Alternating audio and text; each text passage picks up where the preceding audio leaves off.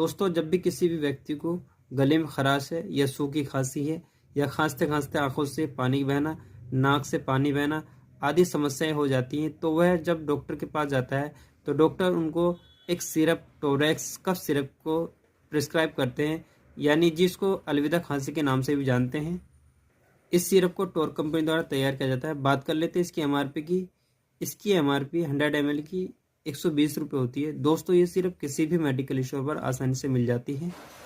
दवाओं से जुड़ी छोटी और महत्वपूर्ण जानकारी पाने के लिए हमारे चैनल को सब्सक्राइब करें, लाइक करें, शेयर करें। मिलते हैं फिर नेक्स्ट वीडियो के साथ। धन्यवाद।